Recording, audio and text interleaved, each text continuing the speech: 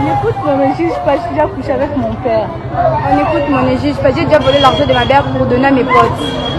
On écoute, on ne juge pas. Les réseaux sociaux ont profondément changé notre manière de communiquer, de nous informer et de donner notre opinion. Aujourd'hui, quelques secondes suffisent pour qu'un message soit publié et partagé par de milliers de personnes. Cette évolution présente de nombreux avantages, notamment la possibilité de dénoncer certaines injustices, de sensibiliser l'opinion publique et de donner une voix à ceux qui étaient autrefois peu entendus. Mais elle soulève également une véritable question sur la valeur qui doivent continuer à guider notre société. De plus en plus, les réseaux sociaux sont marqués par des insultes, des propos dégradants, des attaques personnelles et parfois même des campagnes de haine. Derrière un téléphone ou un ordinateur, certaines personnes semblent oublier les règles élémentaires de respect et de dignité. La liberté d'expression ne devrait pas être confondue avec le droit de militer, d'insulter ou de porter atteinte à la dignité d'une autre personne. La situation autour de la première dame nous amène justement à nous interroger sur cette évolution. Le propos et les insultes peuvent être diffusés sur les réseaux sociaux, montrent à quel point le débat public peut rapidement perdre ses limites. Aujourd'hui,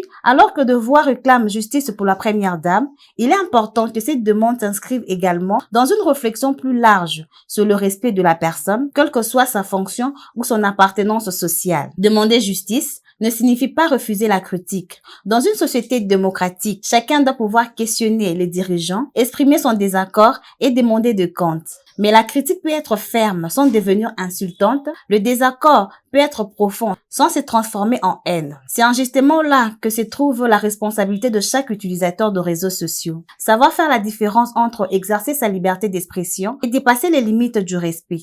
Cette réalité concerne particulièrement la jeunesse, très présente sur les plateformes numériques. Les réseaux sociaux participent désormais à la formation des opinions et influencent parfois le comportement. Ce que nous publions aujourd'hui peut avoir de conséquences demain. Une simple publication peut être sortie de son contexte, devenir virale et porter atteinte durablement à l'image ou à la dignité d'une personne. Il devient donc nécessaire de réapprendre la responsabilité numérique, le respect de l'autre et la maîtrise de la parole. Notre peuple, mais là surtout besoin de débats responsables. Les réseaux sociaux ne doivent pas devenir espace où l'on cherche uniquement à humilier celui qui pense différemment. Ils peuvent au contraire servir à reprocher les citoyens, à dénoncer les injustices, à défendre le droit et à faire avancer la société.